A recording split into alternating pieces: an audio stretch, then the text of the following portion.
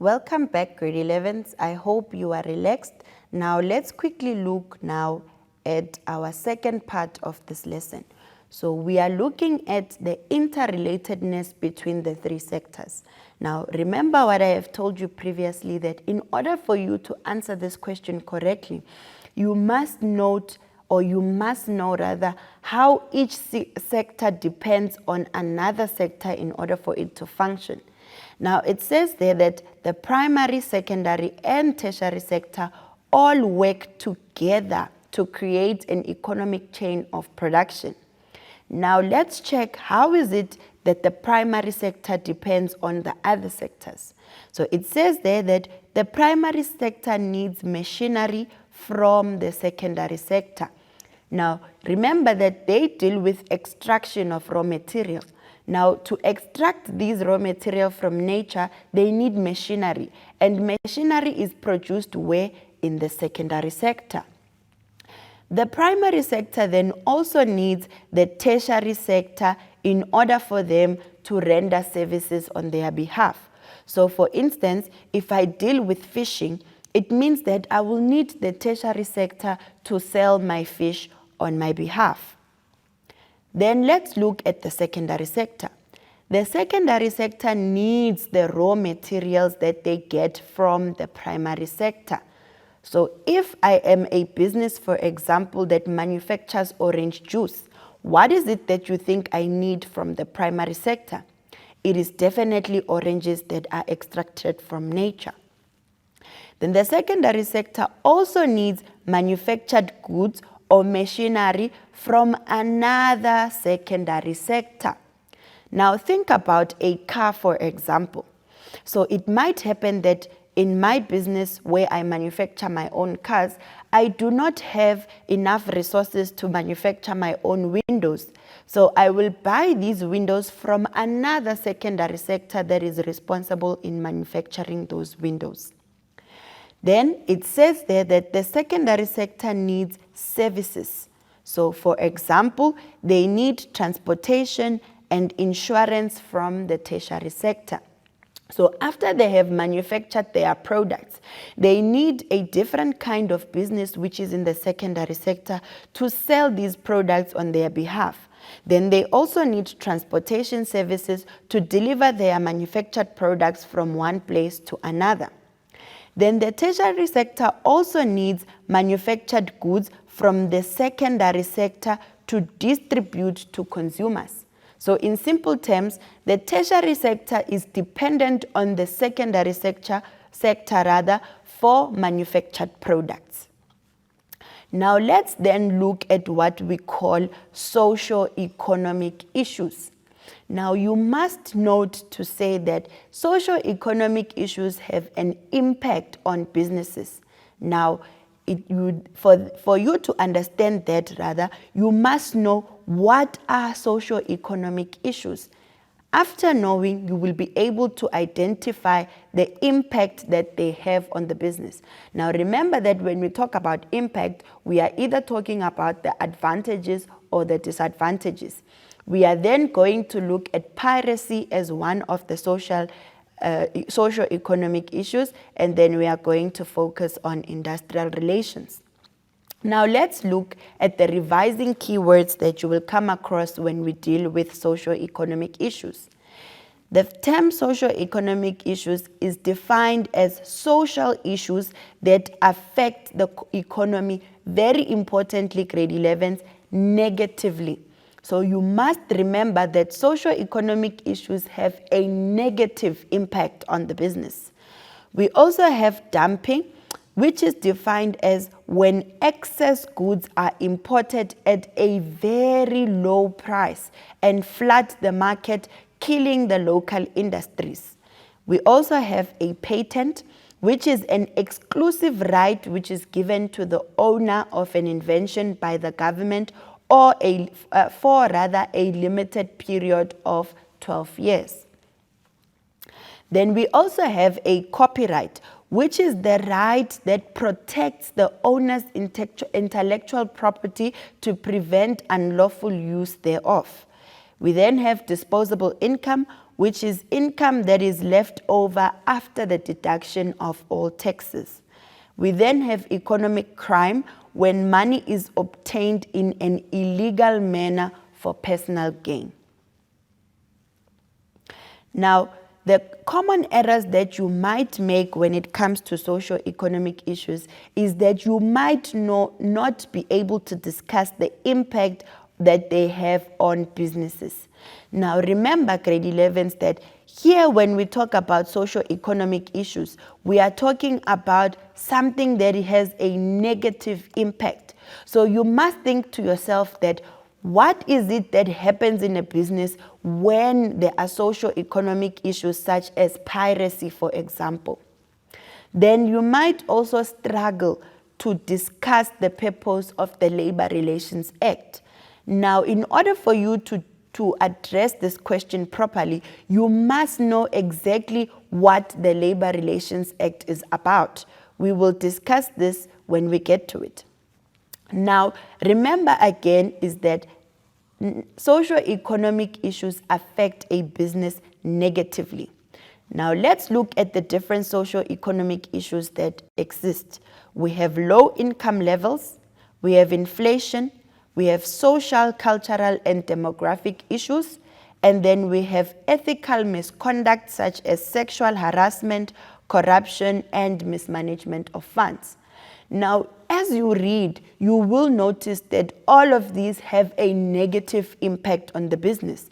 Now, let's look at low income levels, for example. When people do not have money to spend, the business is not going to make profit. And the more people have low income levels, the more they resort to other negative socio-economic issues such as crime.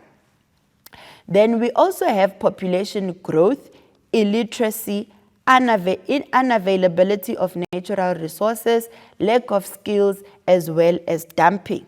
Now, all of these have a negative influence on the business. You also have your strikes and economic crime. Now, let's look at one of the socio-economic issues that have a negative impact on the business, which is called piracy. Now, piracy, very important to note, is the illegal use or imitation of another person's work. So if you are using another person's work without their consent, it is an example of piracy. Now, let's look at how this is a negative impact in the business. It says there that businesses suffer losses in revenue because of illegal reproduction of artistic music or movies. And there is also going to be a decline in sales and profitability of the business. And also very important, affects the artist's productivity. Now think of an instance where I produce new music, and this music is well known and people love it. But people are not buying this music from me or the business that I operate under, but are rather obtaining my music from illegal sources. This means that as an artist, I am not going to get paid. Now, there will be a decline in sales as well as productivity. And as an artist, I will also be discouraged to produce more music. Now, how then can we deal with issues of piracy? We have what we call copyrights. Now, this is an exclusive right that is given to an author or artist when their work is copyrighted, and only they can give permission for replication. So, for instance, the books that you use at a school, you do not have a right to make copies of them unless you have been given copyright permission by the authors of that particular book. Then we also can deal with piracy by issuing out of patents. Now, this is a right that is granted by the government to the creator of the product to prohibit other people from making or using the invention. So if I invent my own cell phone, for example, and it has its own specific features, no one else is allowed to duplicate my cell phone without me giving them permission, because I have a patent that protects my invention. We also have trademarks, which is a sign or a character or word that is protected by law to represent a product or a company. So for instance, if you see a restaurant with a sign of a yellow M, for example, it already tells you what that business is about. So there is no other business that is allowed to start their own business and use the same trademark that is already there, because that would mean that they are involved in piracy. Now let's look at industrial relations. Now, what do we mean by industrial relations?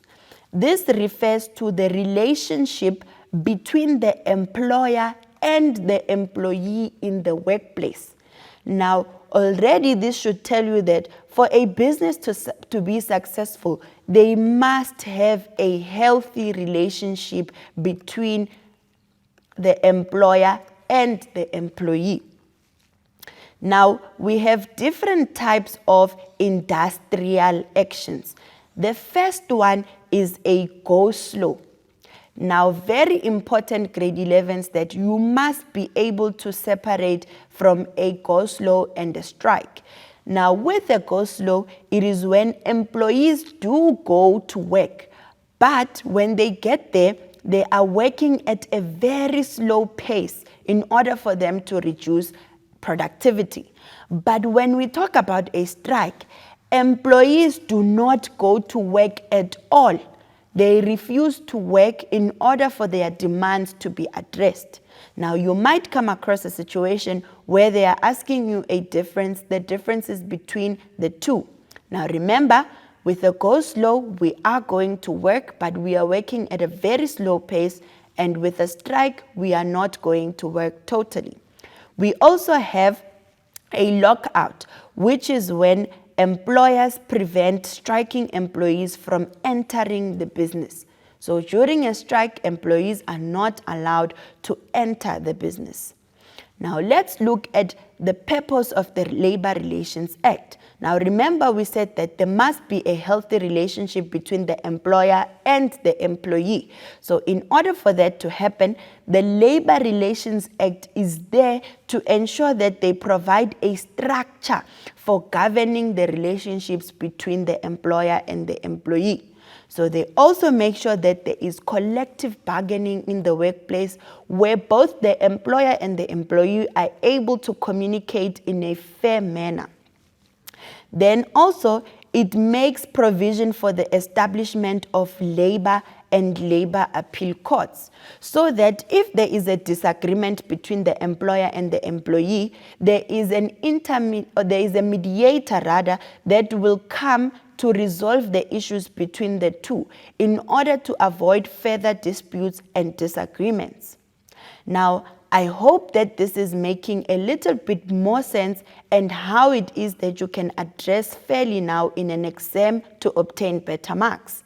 So as I give you a few minutes to think about what other things the Labor Relations Act can do to maintain peace and harmony between the employer and the employee, I will give you a few minutes and then I will see you after an ad break.